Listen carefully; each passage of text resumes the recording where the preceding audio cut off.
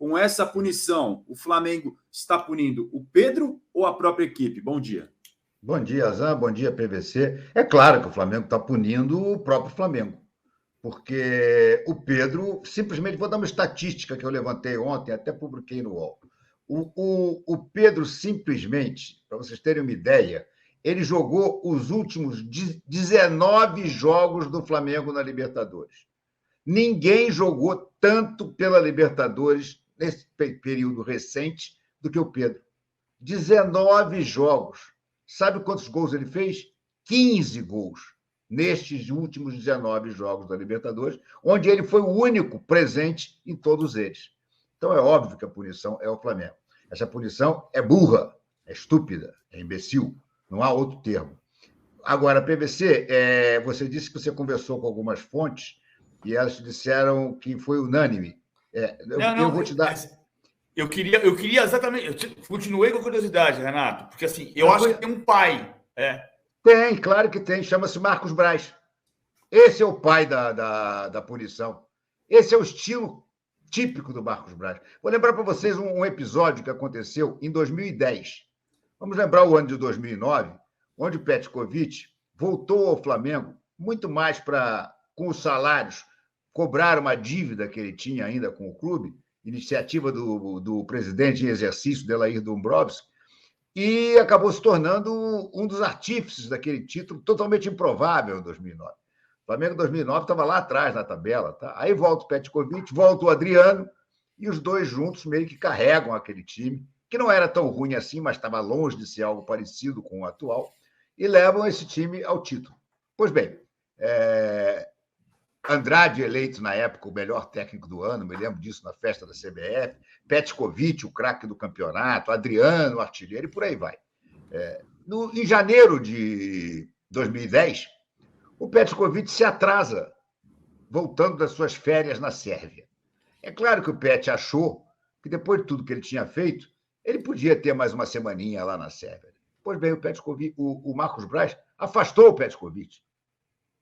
E o Petkovic foi praticamente marginalizado no Flamengo, porque o Marcos Braz achou que aquilo era imperdoável. Ora, bolas. O cara tinha sido o melhor jogador do Flamengo no ano anterior. Pune, vai lá, não dá 5%, não, dá 30% do seu salário. Isso. Ok. Agora, tirar o Petkovic do time é uma imbecilidade tão grande quanto essa. E por que eu digo que é o Marcos Braz o pai atual? Porque foi ele que fez essa com o Petkovic em 2009, quando ele assumiu a vice-presidência de futebol, substituindo o Kleber Leite. Vamos lembrar que o Kleber Leite e o Cuca não queriam botar o Petkovic no time. E aí acabaram os dois se demitindo quando o Delair Dombrovskis impôs a presença do Pet no elenco para poder acertar as dívidas. O Andrade chegou, começou a botar o Petkovic, deu aquilo tudo que a gente sabe que deu. Então, já é o estilo do Marcos Braz, porque ele aí assumiu no lugar do Kleber Leite e ficou vice-presidente de futebol. É isso que ele faz, ele acha que ele está dirigindo, ele acha que ele é bedel de algum colégio, entendeu? Você está suspenso. Até em colégio, suspensão é idiota, porque o garoto acha ótimo ganhar um dia de folga. Ora, bolas, entre homens, profissionais, num futebol atualmente como esse nosso, tão profissional, você punir o próprio clube. Eu só digo o seguinte, Azam e PVC, imaginemos, vou até bater na madeira para que não ocorra, mas imaginemos que com 15 minutos do primeiro tempo, o Gabigol leva uma entrada forte no tornozelo e é obrigado a ser substituído. Quem entra? O Marcos Braz com a sua pança? Não. Vai entrar, provavelmente, o André, que é um menino jovem, do que não tem nem ainda muita rodagem no profissional e não tem entrado bem quando entra. Vão alertar alguns. Não, mas pode puxar o Bruno Henrique para o meio, pode botar o Cebolinha na esquerda. Alguma dessas fórmulas é melhor do que seria a entrada do Pedro, pura e simples, no lugar do Gabigol? Pois é. Mas isso aí o Marcos Braz não leva em consideração. Ele acha que não. Seleção brasileira de Copa do Mundo, né? Não, e autor de 15 gols nos últimos 19 jogos da Libertadores, gente. Esse número é um absurdo, muito interessante esse número. O Pedro foi rei da América no ano passado e artilheiro da Libertadores, com o Dorival, jogando junto com o Gabriel, coisa que o Sampaoli não quer. Enfim, é uma situação muito complicada, muito complicada. Inclusive porque há informações ninguém me confirmou isso, mas eu já ouvi esse zum, de que o Pedro não quer mais jogar com o Sampaoli. O que não deixa de ter uma certa razão. Pô, afinal de contas, foi um preparador físico da comissão técnica do Sampaoli que deu um murro na cara. E o Sampaoli, em momento algum, se colocou do lado dele, Pedro. A nota do Sampaoli, que foi a única manifestação que nós tivemos notícia, é um primor de em cima do muro. O Pedro e o Pablo, como estou triste, a melhor maneira é conversar. O Sampaoli não queria demitir o preparador. Quem exigiu a demissão foi o próprio Marcos Braz, e aí toda a diretoria, pelo absurdo que seria você manter um profissional que agrediu um jogador seu, né? Mas o Sampaoli, eu tenho certeza que ele está com isso aqui, atravessado. Então, eu tenho muitas dúvidas de como vai ser essa relação daqui para frente. É uma pergunta que está no ar. Pois é uma pergunta que está no ar. O Pedro não engoliu e o Sampaoli também não. Como é que vai fazer agora daqui para frente? Contra o Cuiabá, ele tem que jogar. Contra o Cuiabá, não tem o Gabigol. Tem que ser o Pedro de titular.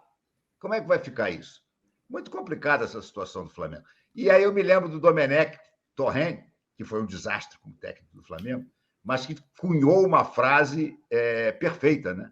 Ele diz: o Flamengo perde para o próprio Flamengo. É isso que acontece. Eu acho que essa frase nunca fez tanto sentido quanto nesse momento agora, BBC. Não, eu acho uma coisa que eu vou botar fogo na conversa, porque o Renato vai discordar de mim. Eu acho que o Flamengo teve uma sobriedade, foi inteligente na manutenção do Sampaoli. Tinha que demitir o Pablo. Agora, o momento mais estável do time desde que o Sampaoli chegou é agora. Você vai romper o trabalho nesse momento? Todo jogo tá bonito? Não tá. Empatou com a América faz 10 dias. Mas o time vem de uma vitória, jogou 35 vezes em Belo Horizonte contra o Atlético na história do brasileiro, ganhou pela 7ª vez. Então é difícil jogar lá mesmo. E mas ganhou. O PVC, me perdoe, mas jogou mal nesse dia.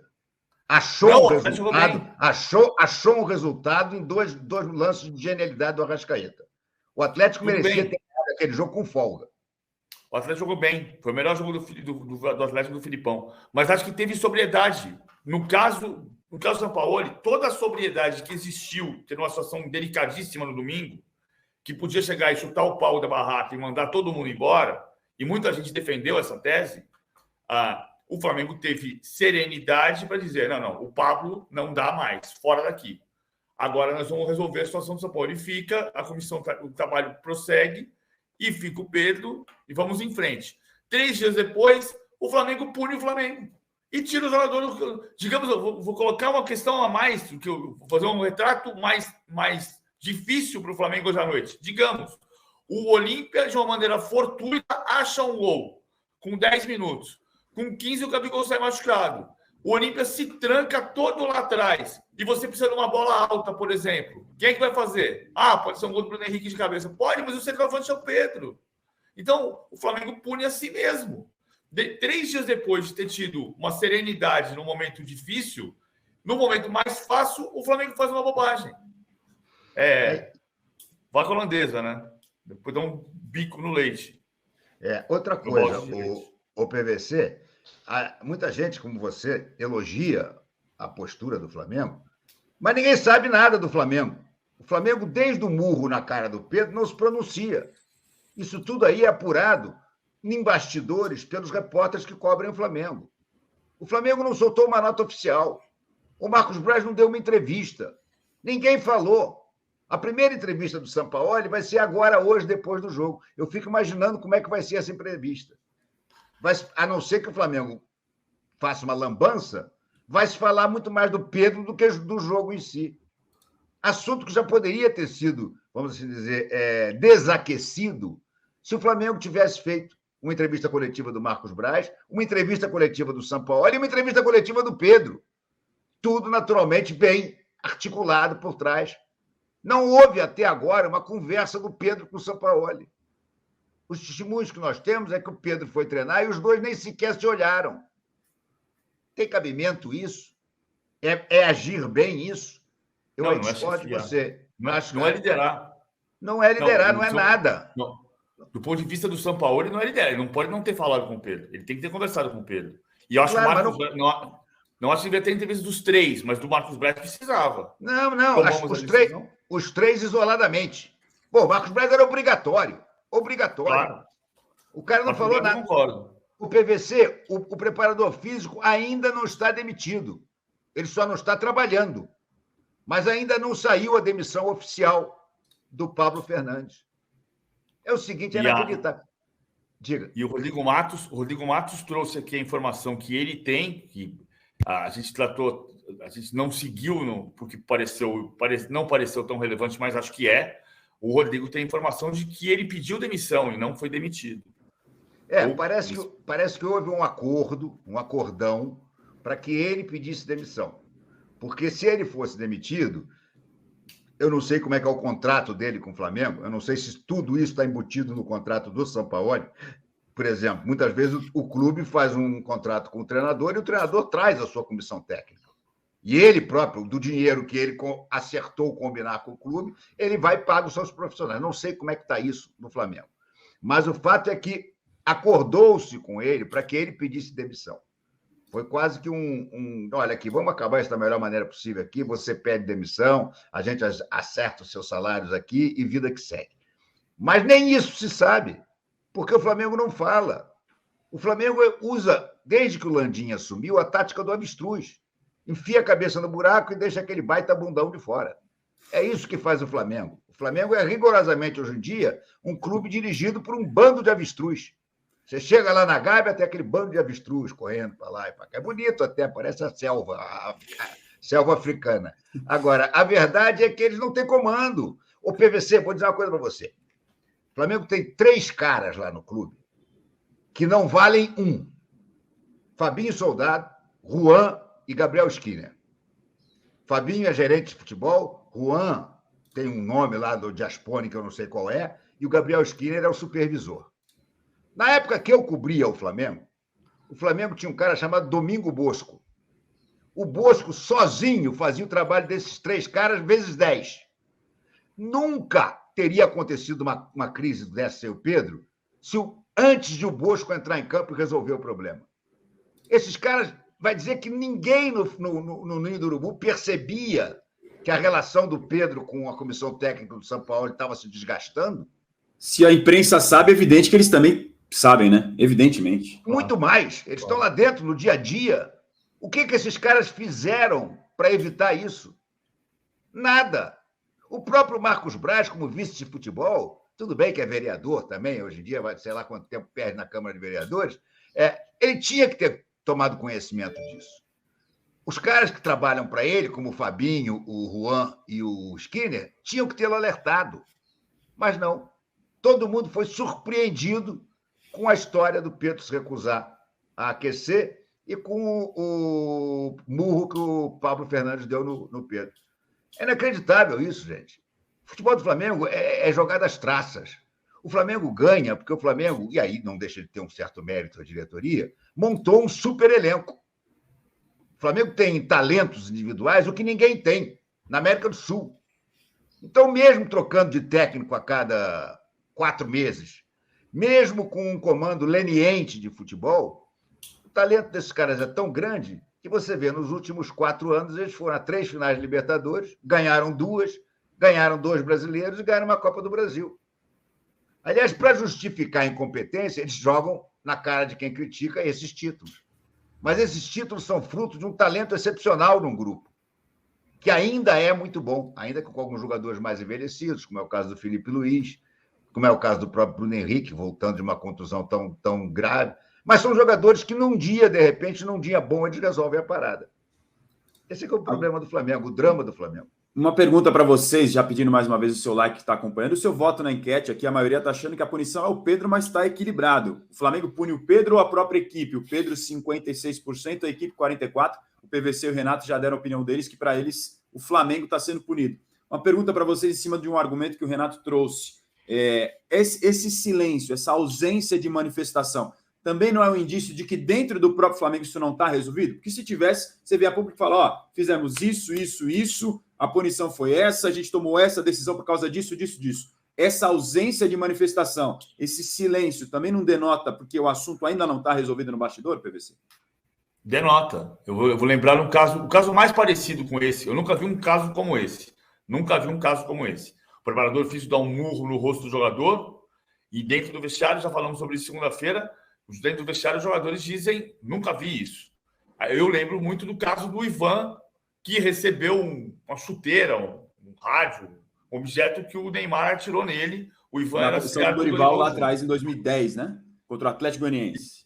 Isso. E foi o dia que o René Simões disse que estavam criando um monstro, que era o Neymar. E naquele dia houve manifestações desastradas, né? O Luiz Álvaro deu uma entrevista dizendo que estava tudo resolvido, que o Neymar ia para o jogo. O Dorival falou: não, como assim? Está afastado. Isso na saída do Dorival depois, na sequência. O Dorival pediu demissão e foi embora. Ele acabou pedindo demissão, sendo demitido, porque ficou uma confusão. Quebrou a hierarquia ali, né? O que o Renato está dizendo é fazer a coletiva depois de resolver o problema. Você chega, senta todo mundo, resolve o problema. Vem cá. Você aqui. Conversamos. Beleza. Você não precisa gostar dele, você precisa trabalhar com ele. Simples. Vai para o jogo. Beleza. O Marcos Braz senta e dá a declaração e diz: conversamos, tomamos a decisão, o Pedro e o Jorge Sampaoli não precisam ser amigos, eles precisam trabalhar juntos. O Jorge Sampaoli é o chefe do Pedro e vai continuar sendo assim. O Pedro está multado em 20% do salário. Ponto. Vai para o jogo quinta-feira. Exatamente. Se manifestava, claro. Exatamente isso. Agora, eles não fazem nada disso, eles fizeram tudo ao contrário. Eles não falam até hoje, o que eu concordo com você e com o Azan, que isso é um indício de que a coisa não está totalmente resolvida, que se eles partirem para uma entrevista coletiva, vão ter perguntas que eles ainda não vão saber responder, e fica essa situação. Agora já se fala em Pedro ser vendido nessa janela. Basta lembrar que o Flamengo, nessa janela, pagou mais uma vez um mico sensacional. Embora tenha sido o clube que mais gastou dinheiro, com a contratação do Luiz Araújo e do Alain, os grandes alvos do Flamengo, que foram o De La Cruz, o Claudinho e o Wendel, o Flamengo ficou a ver navios. Então, imagina se ele vende o Pedro agora. Consegue uma proposta excelente do Benfica e vende o Pedro, porque o Pedro não quer mais jogar com o Sampaoli. Quem vai ser o reserva do Gabigol? A janela fechou. Você não tem um centroavante de nível para você contratar igual o Pedro. Então, olha a bagunça que se formou por causa, repito, da incompetência do departamento de futebol do Flamengo. Se tivessem antenados... Diga. Não, eu ia falar só uma coisa. Embora você seja mais experiente do que eu, nós dois somos de um tempo em que o presidente da República fazia pronunciamento e técnico de futebol dava entrevista coletiva. Hoje, presidente da República dá entrevista coletiva e técnico de futebol e diretor de futebol fazem pronunciamento. Pois é. É inacreditável. O PVC, eu me lembro dos meus tempos de repórter, justamente naquela época áurea do Zico, em que qualquer coisa que acontecesse de razoavelmente tumultuada, no dia seguinte, ou uma derrota mesmo no jogo, no dia seguinte o Márcio Braga era o primeiro a aparecer na Gávea e procurar a imprensa para dizer: olha, estamos aqui, vamos resolver, parará. Falava todo dia, a gente entrevistava o Márcio Braga todo dia. Quantas entrevistas o Landim deu desde que assumiu? O Landim não fala. O Landim, no máximo, se pronuncia através de nota oficial. O Marcos Braz fala mais, mas mesmo assim é impensável no velho tempo, no tempo que nós fomos repórteres, era impensável o cara não estar falando todo dia. Todo dia. E ele não fala. Ele some. Eles só aparecem quando é para apresentar um jogador novo, que aí aparece até aquele CEO do clube, né? Belotti, que ninguém sabe o que faz exatamente. Mas aí ele aparece para puxar a camisa, para botar a carinha ali de papagaio de pirata. Inacreditável, cara. Inacreditável. O Flamengo, o que ele tem de eficiente na parte financeira, que isso aí é inegável, que foi espetacular o que eles fizeram, ele é desastroso na comunicação. O Flamengo não deve ter nem sequer um especialista em comunicação. Assim como não tem um psicólogo, que muito possivelmente também teria detectado esse ruído, que acabou se transformando num trovão, e teria agido. Tem cabimento um clube do tamanho do Flamengo, com o orçamento que o Flamengo tem, com o número de empregados que existe no departamento de futebol, não ter um psicólogo? É uma piada isso. O Renato tocou num ponto bem importante, porque na sequência a gente vai trazer uma informação do Bruno Andrade, dando o panorama do bastidor de como o Benfica enxerga a situação do Pedro e do Marcos Leonardo dos Santos como jogadores que podem ser alternativa no mercado da bola para o Benfica. O Bruno Andrade, nosso colunista direto lá de Portugal, tem informações a respeito disso. Então, o nosso RMP lembra esse detalhe que é importante, porque a janela fechou, né? Já não tem mais a possibilidade de vir ninguém, pelo menos de fora do Brasil, fechou ontem, e agora você vai ter que trabalhar com as opções que tem no momento no elenco, ou buscar alguém numa alternativa completamente fora da caixa, alguém livre de clube, que não parece ser o caso do Flamengo, principalmente pelas opções que tem feito e os reforços que tem tentado, e alguns concretizado, como o Luiz Araújo e o Alan, que o Renato lembrou aqui, nessa janela de transferências. Um detalhe, Azan, fechou para nós contratarmos. Isso, mas sair a Europa pode contratar ainda. Eles tiram da gente, mas a gente não tira mais deles. Exatamente. Agora, por que diabos é isso? Hein?